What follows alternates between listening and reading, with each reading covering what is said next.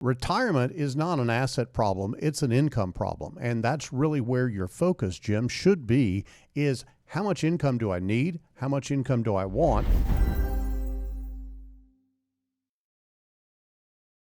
So let's go ahead and get started right off the bat with Jim from Rogers, who has a question for us today. Jim writes, my wife and I, 60 and 58, have a stereotypical 60-40 split.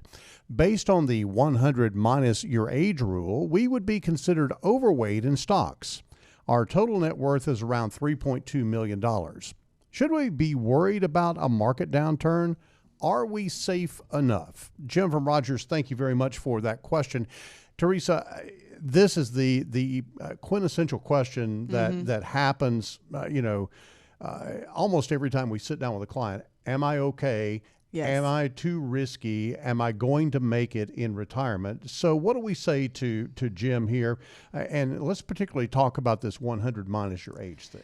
To me, I think these sorts of things can be a little misleading, but the way that rule works is you take the number 100 less your age, and that's how much stock exposure you should have. So for instance, I'm about to turn 45, so that would indicate that I could have up to 55% stock exposure. That feels to me very low. Yes. Which is my concern with it. I think the assumption is that if you want to be safe, that you're going to need every dollar immediately day one of retirement, which isn't typically the case. You want to make sure that you have a strategy, not just some, ambiguous, ununique advice. I can't come up with the right word here, but that's one of those things that we're really passionate about, is that your advice needs to be very unique to you. So if you're taking just general advice from Google and trying to apply it to you, that's sometimes riskier because you're not really getting something that's unique to your needs. Sometimes I wonder where these rules come from. This 100 minus your age thing, it's almost like it's being parroted by, reporters who last week were covering the city council and today are writing a financial story,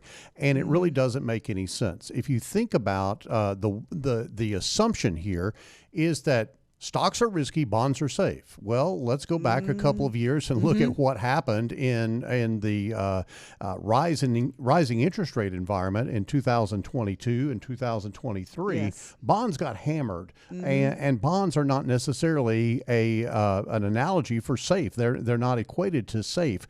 Bond prices do go down, and that was a rude awakening for a lot of people. So let's go back and talk a little bit about this, because I first of all want to say that I don't know where these rules come from, but this falls into the category of rules of dumb. It does not make any sense. It's a cool thing to put on TikTok or something like that. It's really cool for that to be a catchphrase, 100 minus your age. And I think there is this attempt to simplify the complex. That's what I was just thinking, was when you try to take a concept that would apply to everybody, it's an oversimplification. There's more than just stocks and bonds anyway. There are other asset classes that aren't even considered in this rule.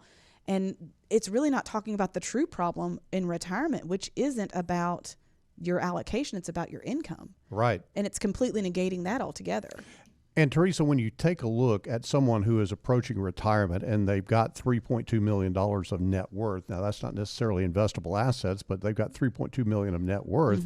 They're worried about a market downturn. I think that diversification is the number one thing that we've got to talk about. Obviously, there's stocks and bonds, but there's also, when you're approaching retirement, there is a consideration of annuities. There's a consideration of alternative investments like real estate and things of that nature. There's a lot more than just stocks and bonds out there, but we've kind of been almost, tunnel visioned into thinking about stocks and bonds because that's what's in 401k plans. And it's also what's advertised about a lot. When Yes. you're looking, when you're getting commercials on TV, they talk about bonds and stocks, but they don't ever really get into these others, partly because those products can be very complex. And if you don't have somebody coaching you through the purchase and the application of those, it can derail you quickly. So you're not really getting educated about those as an investor. And I think also inherent in Jim's question is a focus on volatility in the market as opposed to the need for retirement income.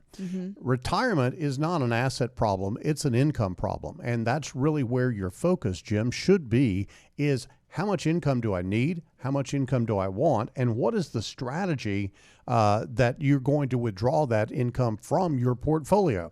That has way more to do with the outcome of your overall retirement as opposed to what allocation you particularly have. And market volatility is a concern in retirement, but it's only one of the three big ones. And, Yes. and I'd say even a fourth one on top of that. You've got market volatility, but you've got longevity risk. What if you live to be 9,500, which is more likely nowadays than it used to be?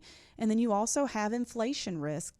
We are all aware of that right now. We've had a lot of increases in prices over the last few years. If your plan's not accounting for that, then you're going to be in trouble there. And then I'm going to add a fourth is long-term care. That's right. You're absolutely correct. Let's go back to this market volatility thing. This is kind of what Jim is alluding to. We've got a graphic for you to take a look at. If you're tuning in on the radio, you might go to our Facebook page and check out this graphic. But what you see here on the blue side of the graphic is the growth phase of your investments. And then on the red side is the income distribution.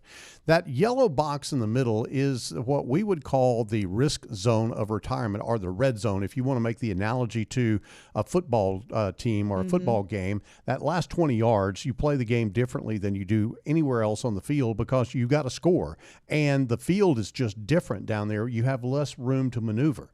Same is true as you're approaching retirement. You've got to be preparing your overall portfolio for distribution of income and be in a situation where if the market does fall, that you're not figuring out, okay, how far do I have to put off my retirement? We saw a lot of people do that in the past. And I think a lot of people, they think, okay, I need to get super safe. I need to bring down the risk because I'm approaching retirement. What we would say is you need to get super granular about your plan and making sure you funded your plan in a way that the market volatility is not going to derail you in that red zone. You know, you mentioned being super safe. I think safe is a relative term. Safe is one of those things that is in the eye of the beholder.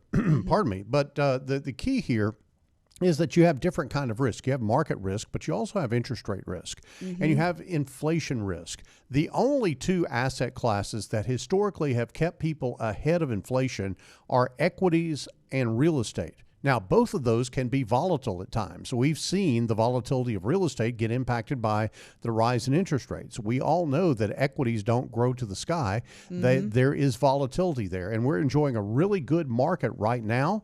But I think that the time will come where we will see volatility come back into the market. You have to be prepared from a strategy standpoint as opposed to just being either in stocks or bonds. It's not quite that simple. And I think that's why I love the way that we do this and that we do this flooring and bucketing strategy. A lot of people say they do it, but it's not exactly the same as what we're talking about. What we look at when we're meeting with clients is we ask them, like you said earlier, what income do you need? What's your timeline? When are you going to need it and how much? And we cover that with guaranteed products because the reality is your bills don't change just because there's a recession. We've got to make sure those are covered first. And then we take the rest of your assets and we time segment those based on when you need them. So we can take risks where we need to, where you've got time for them, but we don't take risks on things you're going to need sooner. Congratulations to Jim from Rogers. His question is the question of the week here at the Get Ready for the Future show. All you have to do, Jim, is to email us to claim your free tumbler. The Get Ready for the Future show branded tumbler is absolutely yours. All you have to do is email us at show@getreadyforthefuture.com to claim your tumbler. And you too can be a winner on the Get Ready for the Future show. If you will send us in a question, you too could actually have your question identified as the question of the week and get a free tumbler.